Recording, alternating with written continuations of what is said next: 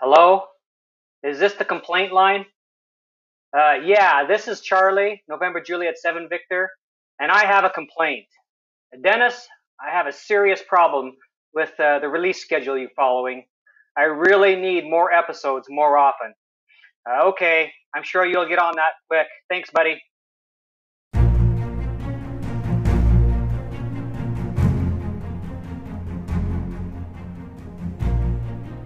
Hello and welcome to Hamdom Thoughts, a podcast about ham radio, electronics, software, and tinkering. I'm your host, Dennis, FCC licensed amateur extra radio operator, call sign 86DM. In today's episode, episode 9, we talk with the man behind the Raspberry Pi tiny computers getting quickly set up in ham radio, KM4ACK Jason, over in Tennessee. Jason is an avid YouTuber, sharing many things about digital operation and EMCOMM, but he is mostly known for his Build-A-Pi script, which has helped so many hams get on the air portable out in the field. Let's learn how he got this started and all about his other endeavors. Stay tuned.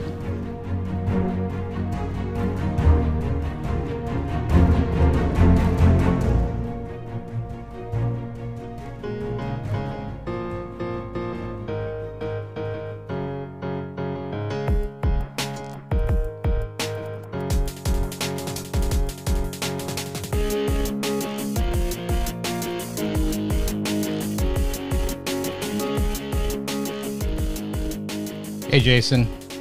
Great to have you here today. Hey, good morning. Good morning, Dennis. Thank you for having me on today. How you doing? I can't complain. It's been busy lately. A lot of revisions coming with Build-A-Pi and a lot of other activities going on in the background. Cool. So you're still working on it. I think I thought as of like 3.03, I think it is. That's the latest right now. Yeah, I thought that was the complete package. I thought we were good to go, but you're still working on it. That's great. But we'll talk about that in a little bit here. I just wanted to ask you, first of all, you tweeted this morning about the tornadoes in the area. That's kind of scary. Well, I guess if you're from other areas of the country, it is. It's not as scary when you grew up in this part of the country where tornadoes are a fairly regular occurrence. Mm-hmm. We have severe weather outbreaks pretty routinely through the spring, summer, and even into the fall months in the Southeast. So it's not quite as scary. I'm a lot more petrified of things in your area like earthquakes, because when an earthquake happens, it's a very widespread disaster area. A tornado comes through and it's only a mile or two wide typically in the destruction path. So to me, you live in a lot scarier position than I do. Yeah, that's a good thing that I'll keep in mind for when we talk about emergency preparedness. I will hand it off to you, though. I want you to introduce yourself and, tell us your story. Okay. Well, I got my ham license in 2014, and then about a year later, upgraded to extra. What really drove me to get the ham license was a tornado. And it was probably the closest I had ever come. But in 2009, we had an EF4 tornado come through my hometown and came within about 1,000 yards of the house. Wow. There was 850 homes roughly destroyed during that outbreak. And at the time, I didn't even own a generator. We were out of power for 3 or 4 days. Cell phone communications were non-existent. You hear a lot of people will tell you a text message will go through when a phone call won't. That's not always the case.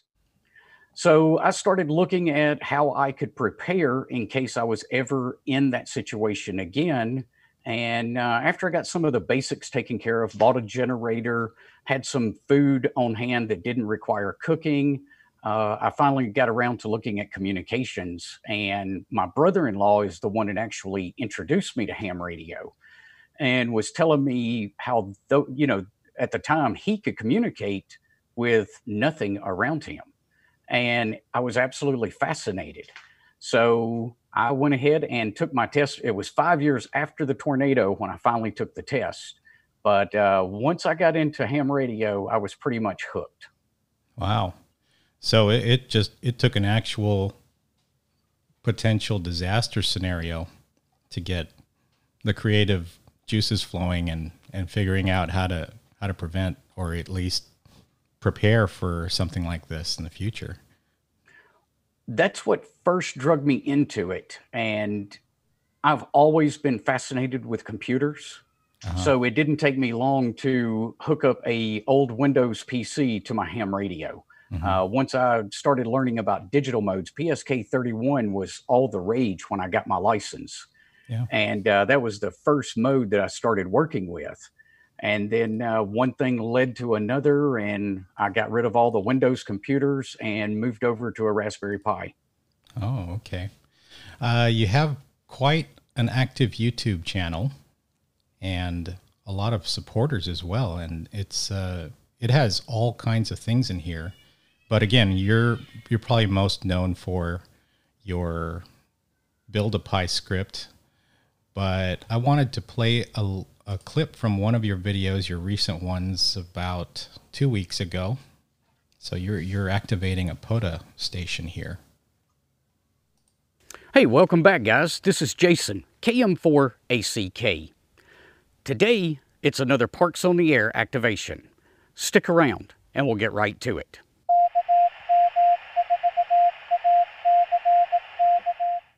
A big shout out to these guys. They're my latest patrons over on Patreon. If you'd like to help support the channel, I'll leave a link to Patreon down in the description below.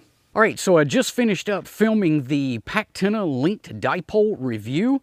And hey, it's one thing to put an antenna on the air and... Okay, so in this video here, you're talking about the PAC-10 and your POTA activation, but why don't you give us kind of an idea of what your channel is all about and what you're trying to do? Well, the channel is really about all things ham radio, or most all things, but I primarily focus on anything to do with emergency communications. So I'm not a big FT8 fan because I can't exchange enough information with a contact should I need to pass an emergency message. I focus more on ways to get messages out of an area when there's nothing, no cell phone coverage and no internet. So maybe that's a WinLink email that I can send to somebody. Maybe I'm using APRS to send a text message to my wife, or maybe that's JS8 call to send a message to another ham radio operator. But I like to really focus on being able to be completely independent of commercial power and the internet and cell phones. And so I imagine that includes all the supporting gear like solar and batteries, being able to charge your batteries off grid, and just being self-sufficient without having to rely on commercial power or commercial communications, right? Right. So I typically will carry a 30-watt power film solar panel with me and a 10 amp hour lithium iron phosphate battery in the pack with me. All of it fits into a fairly small and fairly lightweight backpack. I think it weighs in right around 25 pounds with everything, including a couple of days of food in the backpack. Nice. It's just very comforting. I have my own kind of, I would call it a get home bag in the trunk of my car, but now that we're all stuck at home, it's not, I probably need to revise it. But yeah, it's just very comforting to have, you know, you have that ready to go and have these different communications methods all ready to deploy. And speaking of deployment, you seem very practiced at all of these different things. I see videos about JS8 call, about, you know, APRS and packet. So tell us a little bit more about all the different modes that you've tried and practiced, and perhaps what your favorite one is among them. So primarily it's FL Digi and some of the modes that that go along with FL Digi. Then JS8 Call, WinLink, and APRS. Of course, APRS, you're limited to if you can get into a digipeater or not, and that works just like 2-meter simplex. So you have to be fairly close in to be able to utilize that. But I guess my favorite all-around mode is going to be JS8 Call and or WinLink, because you can be literally hundreds of miles from anything, any repeaters, any cell phone towers, and still be able to successfully pass a message. Yeah. What is your fascination with the Pi itself? Why do you love the Pi, the Raspberry Pi computer so much? All right. Well, I'm going to have to back up a little bit to my Windows days. So I was an avid Windows user from 3.1 up until Windows 10. And I'm self-employed, ran my office on Windows 10, or on Windows up until Windows 10. When I installed Windows 10, I had some major issues with some other software that I was running that did not want to work on Windows. So I ended up getting rid of the Windows machine for my office and went to the Macintosh platform, which worked great for what we were doing. Well, in making that change, I became more and more frustrated with Windows and their update procedures and issues that I was having, where Windows 10 didn't want to remember settings maybe from the last time I was using the radio. And I had all I could take with Windows 10. So I picked up the Raspberry Pi to see if it could be utilized to replace that Windows laptop for all of my ham radio stuff. And it was a bit frustrating in the beginning if you don't know anything about Linux. So I fought my way through that and kept after it until I finally got the vast majority of everything that I was using on Windows working on the Raspberry Pi. And the Raspberry Pi is a great little device because A, it's inexpensive. For less than $50, you can grab a Raspberry Pi and have it up and running. And B, if you do a lot of field operations, field day, winter field day, POTA activations, things like that, and you compare a laptop to a Raspberry Pi, the power consumption is tremendously reduced when you move to the Raspberry Pi. I think it comes in somewhere around 300 milliamps from a 12-volt source to run the Raspberry Pi. So if you're relying strictly on battery and solar, you've got a huge advantage already by moving to the Raspberry Pi. Yeah, you could pretty much leave it on and not really worry about it, right? Right. And other things, because the Pi runs on an SD card, well, it makes it super easy to change out your quote unquote hard drive by pulling an SD card out and putting another one in. So literally carrying a spare hard drive SD card with me cost me, I don't know, half an ounce of weight, maybe, to have a complete backup sitting in my bag. Yeah, that's cool. You had a brilliant video that it didn't even occur to me, but once you posted it, I was like, of course. And that was put documents or important things, important files, configurations, backups, and documents on the SD card in your Pi, because that's just a way to have a digital copy of a lot of important things that you need. Well, and it's a second copy. Everybody today carries a cell phone, and we have a lot of that information on our cell phones. Let's take contacts, for instance. Everybody's got their contacts on their phone. You want to dial somebody up, you open your contacts, you push a button, and the phone starts ringing. How many phone numbers can you call off of the top of your head, even to the most important people in your life? Yeah, it's true. Me, I know my wife's phone number. That is the only phone number I can call off the top of my head. Yeah, I probably have maybe 5 phone numbers that I can recall. So if you lose your cell phone, how are you going to get in touch with any of them? Or if you damage your cell phone, or if your cell phone simply goes dead. Having an extra copy of things like a contact list on the Raspberry Pi just gives you one more copy of that information. Yeah. Tell us the background of Build a Pi. This script is awesome. It saves people countless hours of configuration, setup, downloading, even Googling and looking for what they need, because there were some tools that you included in Build a Pi that I honestly didn't even know about. And I was like, oh, this exists? Wow, this is cool. So tell us what your goal was when you set out to make this script. So Build a Pi was kind of born as the YouTube channel grew. Well, let me back up a little bit. Originally, I was doing individual tutorials. So how to get FLDigi installed on the Raspberry Pi. Then the next video might be how to get JS8 Call installed on the Raspberry Pi. And these grew and grew. And as more people discovered my channel, they were honestly lost because they didn't know where to start.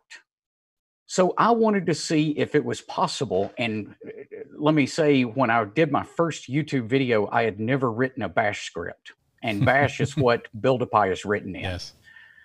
So it was kind of a personal challenge to me. Let's see if I can get just the basics written into a script that will just automatically install for somebody. That way they at least have a foundation to build upon. Mm-hmm. And it kind of grew from there. I would get various requests. Somebody would want to do something that I wasn't thinking about. The first version of Build a Pi, you could not update anything after you installed it. Mm-hmm. It was meant to literally be run once and you're done. That's the end of it. I left all of the updates for individual applications and things of that nature to the user. And I quickly found out they wanted something that would update their system for them. Yeah. I actually was okay with your early versions. I figured I would run it once and just get the structure of what I needed into the Pi with minimal hair pulling. And then from there, if I did find newer versions, I would figure out, okay, this individual thing, I'll figure out how to upgrade it myself. But then you started these iterations where you were actually allowing us to run it again, and it would go through and actually update to latest versions. Yeah, and I've got to say, this was the only good thing that I know of that came out of COVID-19. My day job was completely shut down like so many others when the pandemic hit. With no day job to attend to, I had a lot of time on my hands, and I was either going to sit around and twiddle my thumbs or I was going to do something productive. And that's when I sat down and literally worked 5 and 6 days a week. I would spend 7-8 hours at a time in the shack writing the code. But I wanted to go back because I wasn't sure I would ever get that opportunity again to where I could solely focus on the code long enough to create that large of an update. And I went back. I was able to reuse some of the code, but I basically rewrote it from the ground up so that going forward, we could run it multiple times. We could use Build a Pi to update at least the majority of everything that's installed on the Pi, and try to make it easier for the operator to stay up with the latest versions of individual pieces of software. Yeah, it's really cool. I was pretty impressed when I started using 3 and you started introducing these new steps and, you know, preserving the call sign so you don't have to enter it many times, and little tweaks like that just made the process even easier. But I have a question. I mean, first of all, did you open source this from the very beginning? Yes, it's always been open sourced. Yeah, so getting ideas, polling the community for how to improve it. Did you get any contributors to your open source project, or was it mostly just, hey, can you code this? Lately, there's actually been some help coming in from a few contributors, but for the first, I don't know, probably year, I was the only one writing any code to it. Now, I got a lot of feedback, I learned a lot through the first version. I learned that why are we having to enter the call sign 4 times? Yeah.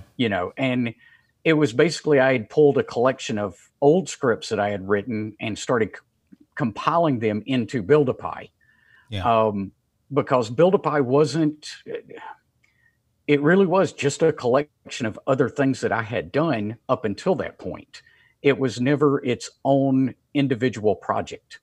Yeah. Once I backed up and I rewrote the entire thing from the ground up to be its own individual project, then I could make the improvements on things like not entering your call sign but one time.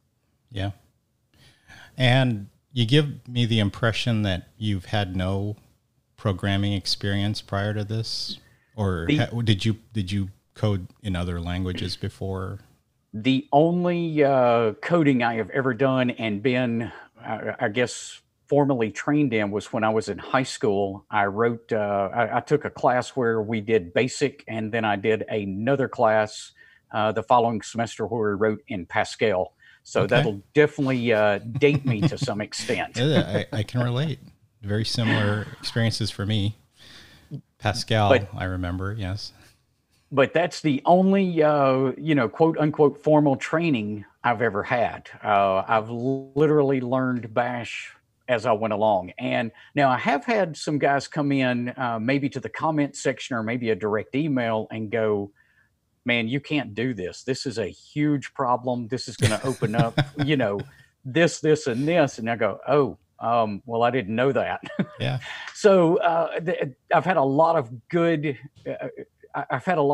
feedback in that regard, where they weren't necessarily writing the code, but they at least pointed out what I was doing wrong and often showed me a better way to do something. Yeah, that's great. That's the cool thing about sharing your designs and your code, is that it gets some good scrutiny from people who have worked in it already.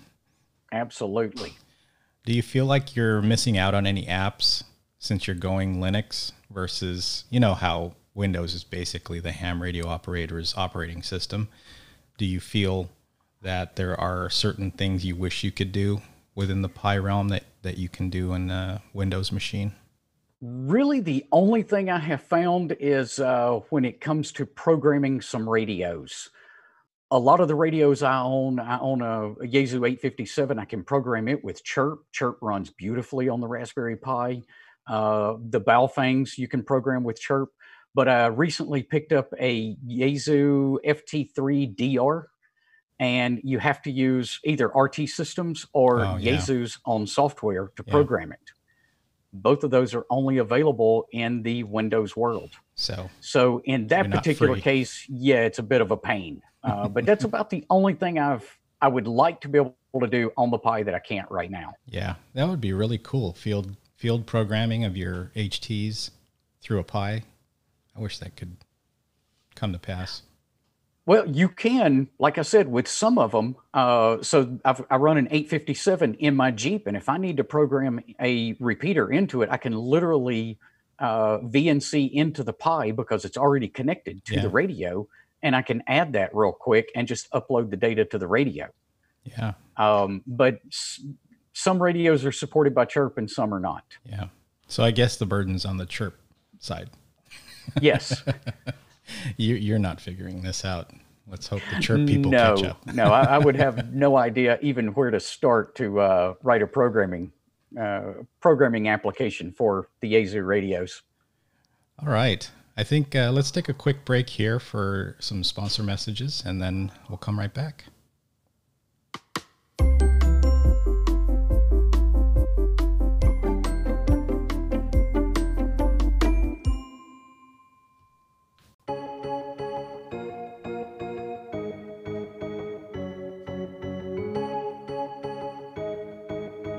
All right, we are back and talking with KM4ACK here, Jason, out in Tennessee.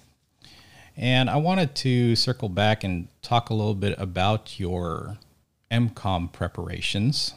We have you talked a little bit about your go bag and your pack just being ready Tell us a little bit about your home EMCOMM setup. So my home station is almost non-existent, to be honest with you. And one of the problems I have is I live in a cul-de-sac and I am surrounded by a truckload of RF noise on every side. Okay. My noise level at home never gets below an S7. And it's kind of one of the things that drove me to work more portable, was because my noise level is so horrible at home. So I really have my gear set up at home, designed so that it can be dropped into my go bag and I can walk out the door with it. Very interesting. Literally, I did a video back around field day. It was like, how fast can you get ready, to deploy? And you can go back on the channel and take a look at that. I don't remember the exact time, but it takes maybe 10 minutes, 15 minutes to get everything packed up into the backpack and loaded into the Jeep. So your setup is basically one shack. What you use out in the field is what you're using at home. For the most part, the differences would be there is an antenna that is always installed at home.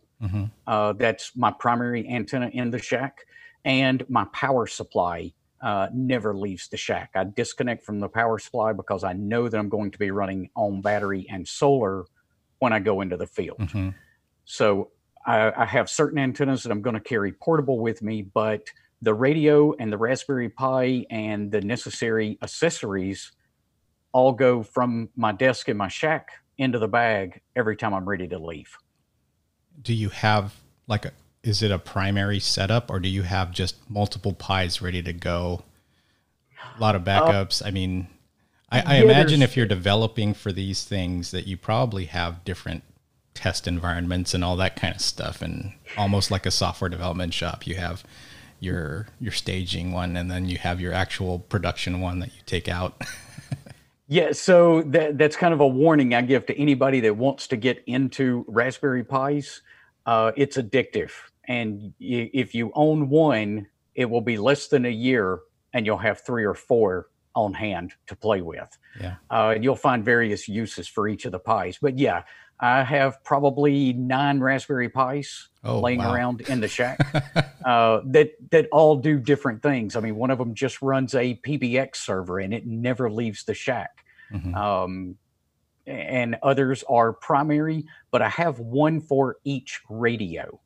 So because of different configurations, the one that's used with the Yaesu 891 has to be, the configuration has to be changed before you could use it with the 857. Pis are so inexpensive, it's easy enough just to have 2 of them. Yeah, definitely. So I have, 3 primary Pis, one for the 857 in my mobile, one for the 857 in my shack, and one for my 891 in my shack. So, and then just depending on which radio I want to take portable today, I'm going to grab that radio and Raspberry Pi. What rigs do you have?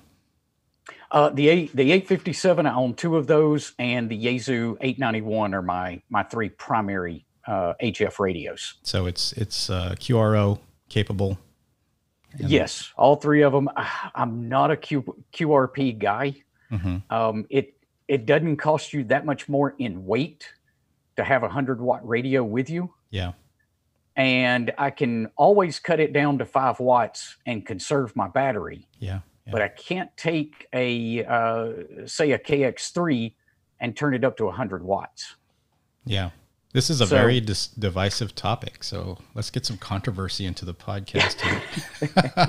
It is a very controversial topic, and whichever way you want to go, I'm okay with that, because you do obviously save weight going with the something like the KX3 or the Zygu 5105 or something like that. You do save some weight. You definitely are going to draw less power in a battery environment. But I don't know. I never could bite the bullet for a QRP rig. Yeah. I know you don't lose that much. I can't remember exactly what the dB difference is, because we do have to double power to basically gain an extra dB. Yeah. But I don't know. I can't limit myself to a 5-watt radio. I got seriously into HF right around 2017, and all I knew at the time was that the 857 was the radio. And of course, since then, so many other great rigs have come out and become popular. But I love the 857. I can hit repeaters with it and at the same time switch over and do any digital mode or HF, CW, anything. It's just that you don't get that beautiful pan adapter or any of these cool new features that we're seeing nowadays. And also the receiver, if you compare it to like the 891 or other SDR radios, it's you get a lot of noise on those things. Oh, hands down, the 891 is a better receiver. If anybody from Yaesu's listening to this, I'm still mad at you for not including 2 meter and 440 in the 891. That would have been really good. I'd have one right now if that was the case. I would probably buy 2 of them if that was the case. I keep hoping that they're going to come out with something to, they did discontinue the 857. I believe it was in December. And I keep hoping that they've got something on the horizon that's going to be a true replacement for the 857 in the sense that it's all mode, all band radio. I hope so. I always learn something on these interviews. I didn't know that the 857 was discontinued. I thought it was still alive and well. No, I think it was December that Yaesu discontinued the 857. All now right. The 818, I believe, is their QRP radio. It's still in production, but they did discontinue the 857. Cool.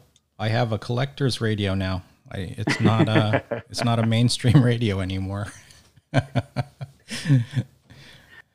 So what do you have coming up? What are some of your exciting plans coming up?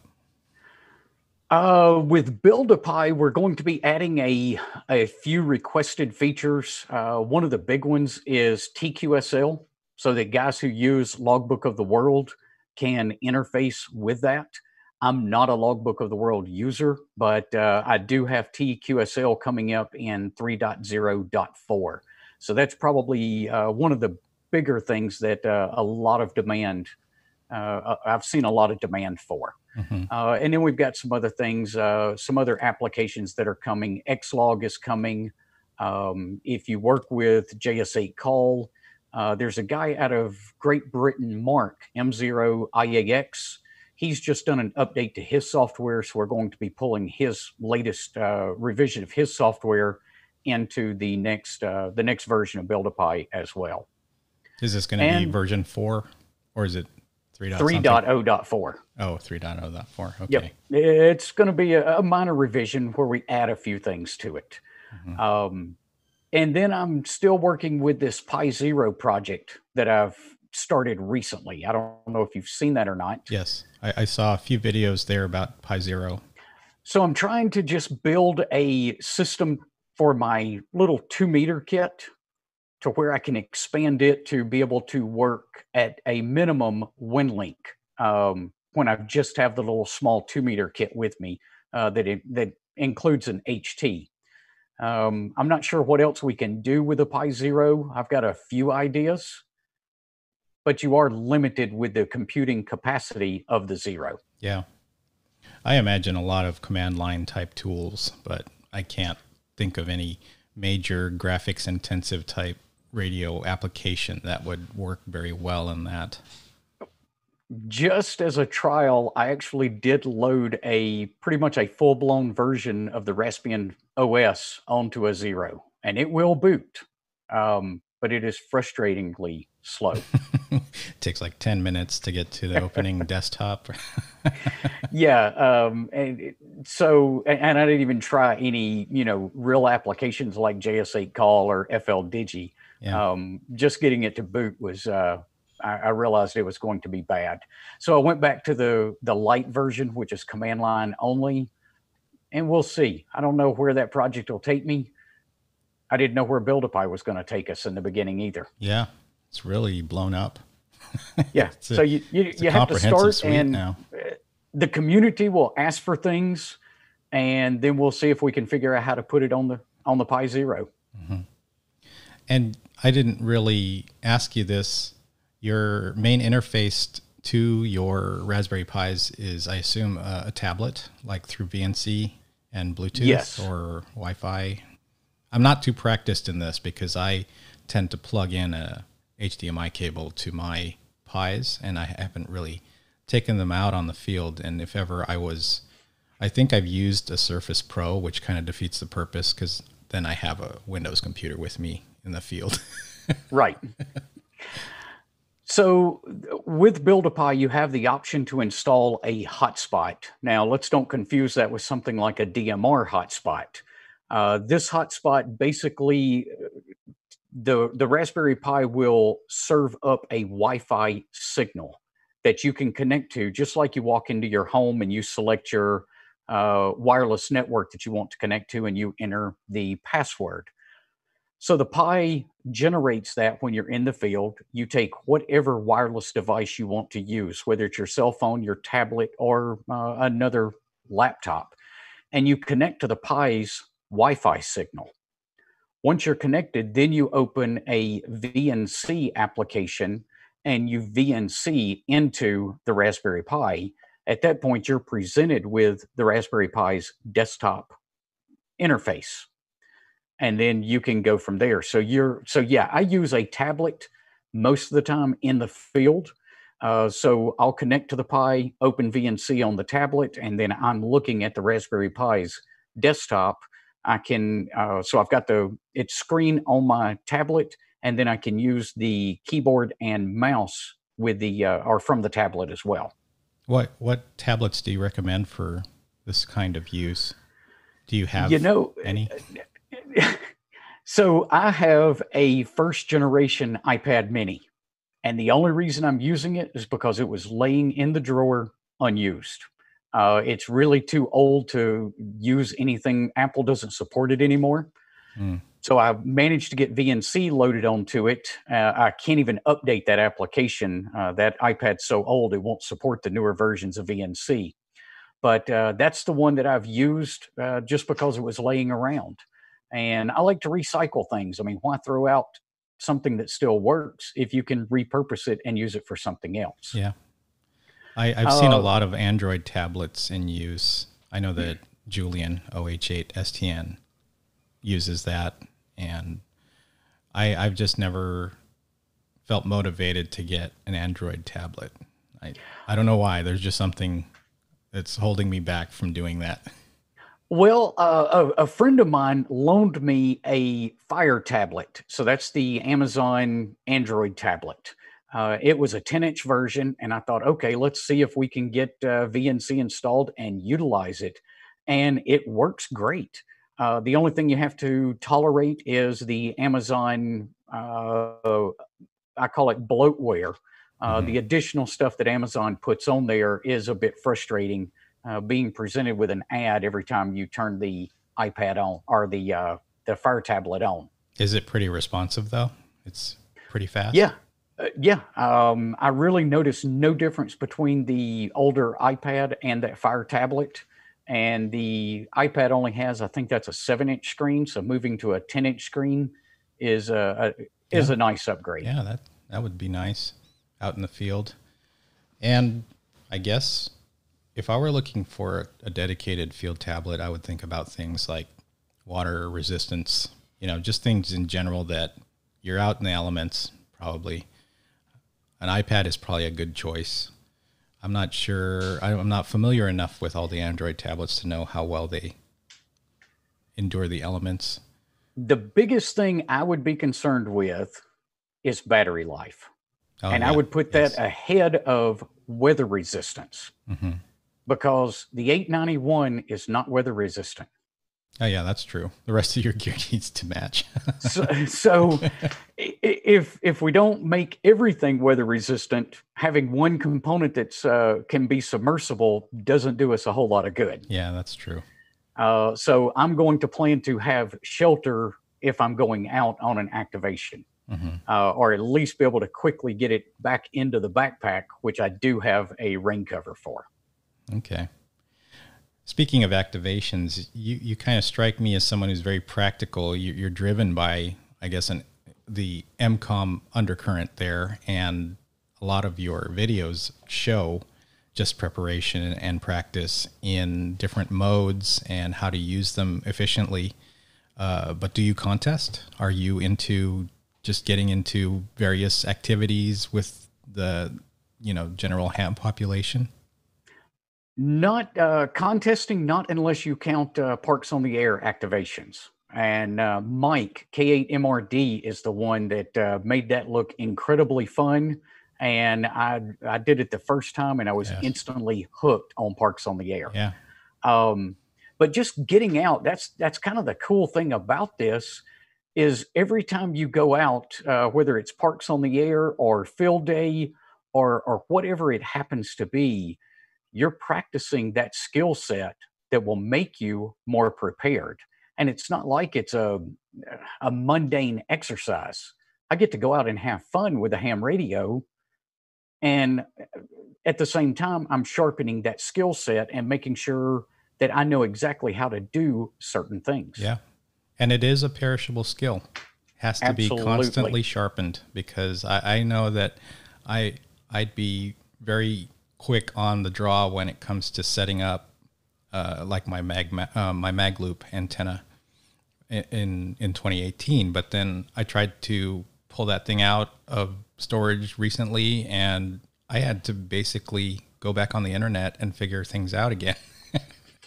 Because I was like, oh, I'm rusty here. And so, it is definitely very important. And I think that's also a good reason to contest.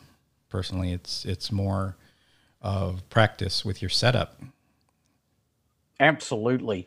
And, I try to do different things so that we kind of keep sharp on everything. So Parks on the Air, I always utilize voice.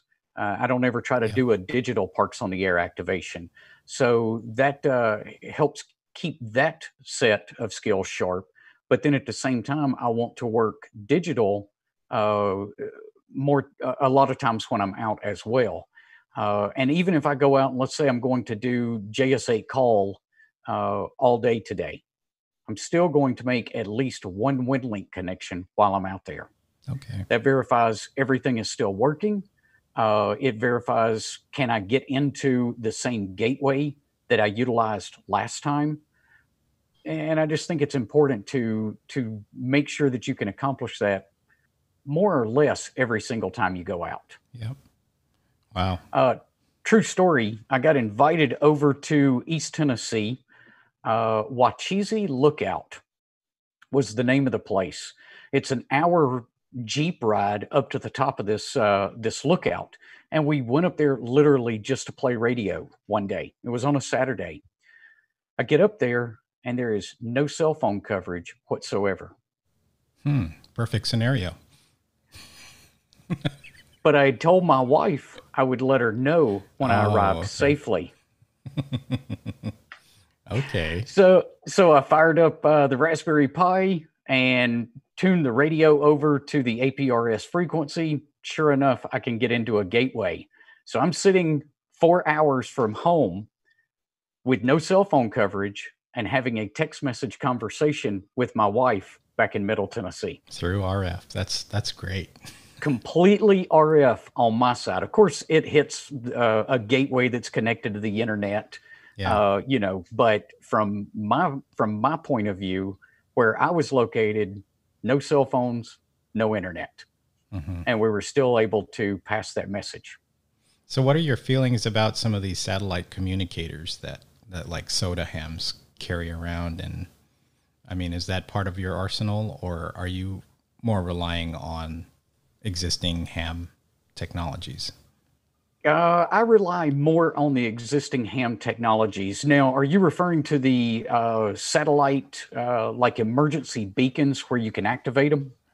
More of the, like, there's the Garmin InReach, which allows you to talk through satellites to SMS, or in the event that you're injured, send out an SOS, those kind of things. It's a two-way communicator for satellites. But I think the blocking thing for many is the subscriptions that you need to have the satellite service. Right. Those are great devices. If I was going to be really deep into the backcountry, I would probably look at one of those. It's just one extra layer of safety and security that you can put in place. And if you're deep enough into the backcountry, it's probably a wise investment. Yeah. I tell hikers that I know, please get one of these if you're going to be out of cell range, because you never know what can happen out there. My son recently moved to Colorado about a year ago, and he's been out, of course, in brand new country, exploring the outdoors. He loves to hike, him and his wife. But I try to remind them, you need to send out some data before you go, whether it's to me and your mom or whether it's to your friend, where you're going for the day, what time to expect you back. Because at least then somebody knows that you didn't show back up and we should start looking for you. Yeah. Yeah, always leave a message of what your plans are. I also wanted to ask you about your antenna itself. What do you normally put out there? Is it just inverted V dipole, fishing pole? I mean, what are your setups for getting on the air? I've got a couple of different ones that I like. Recently, I was sent, PACTENA sent me a linked dipole, and that is a very small, compact package, very lightweight, and it was very capable for 20 and 40 meters when I did the last POTA activation. My all-time favorite antenna is made by a company called TN07.com. And it's their IMD 109. It's an in-fed antenna and that will work 10 through 80 meters with no tuner. Oh, wow. Yeah. That's impressive. So being able to work with no tuner is important to me. It's not having a tuner means that's one less piece of gear I got to carry and one less point of failure in my setup. And Yaesu is notorious for not including tuners in their radios. So I prefer to try to find antennas that don't require a tuner. So yeah, the TN07 is probably my all-time favorite, the link dipole. And then I have done some 49-to-1 in-fed half waves that I've homebrewed. Nice. I'll look up the TN07 and include a link in the show notes for people to find it. That'd be great. All right. Any advice you have for people in a ham radio who want to do what you're doing, or any other things you want to mention? If you want to do, getting into this hobby, there's so many different areas that you can get into. Some guys just like to chase DX. Some guys just want to do parks on the air activations. You kind of have to look at what you want to do and then try to build your gear around that particular setup, or that particular interest, I guess I should say. A contester would never be caught dead with the antennas that I use. They're great antennas, but not for that particular scenario. Mm-hmm.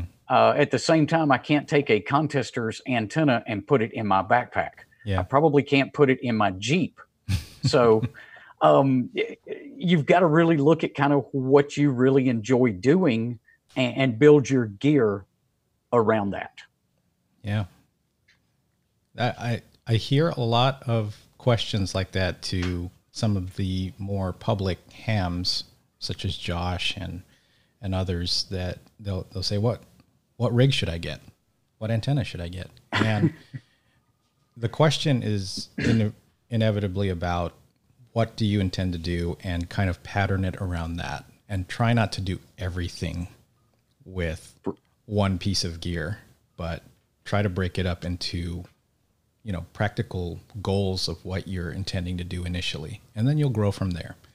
Right. And I learned that the hard way, of course. And of course, the 857 is deceptively capable because it has so many different features and modes that I thought, I was like, okay, this is all I need, just one rig, I'm good. But it turns out that there are many other things and many other facets that I'd like to explore. So yeah, that's good. I mean, I'm thinking of things like hex beams, and I just talked with K0EAP Eric, and he has the Alpha Antenna FMJ, and he said, if you want to take that up a mountain, that would be terrible. Because it's super heavy, really big, but it's a great antenna. All right. Well, I think that's it, unless there's anything else you wanted to mention. No, I do greatly appreciate you having me on here today, Dennis. Well, thank you. And on behalf of the portable field operation ham community, I also want to thank you for starting Build-A-Pi, getting that bit of inspiration to start hacking a bash script together. And it's really morphed into something awesome. And I really look forward to how it develops. But it's been a real help to so many people. I think you probably know that from feedback you're getting and all the popularity of it. Thank you for that, because I use it. I think of it whenever I get a new Pi. I just hope it takes some of the mystery out of Linux and attracts more ham radio operators to the Linux platform. Yeah, it's great.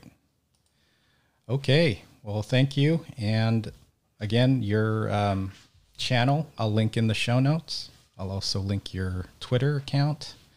And thanks. Great. Thanks again, Dennis.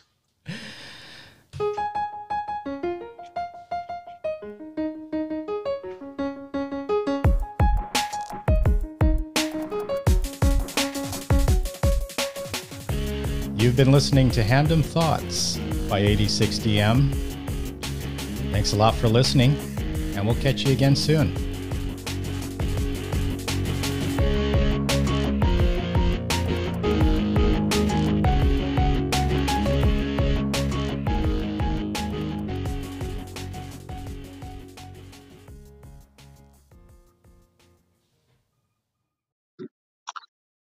Hey, good afternoon, Dennis. Dan, N9BAV. Haven't talked to you in a while. Just thought I'd jump on here and tell you I really enjoy your podcast. I recorded a message a few minutes ago and I got long-winded. I have that problem. I wasn't looking at the timer on the screen, I guess. But anyway, I really enjoyed it. I'm almost caught up. I got 3 more to go. I'm just getting ready to listen to the podcast where you're talking to W6RIP and enjoy following all these guys and watching their YouTube videos. And I should do a YouTube video sometime. I do a little QRP off the motorcycle but I find it cumbersome behind the camera. So anyway, I'll let you go. 73 N9BAV. Talk to you later.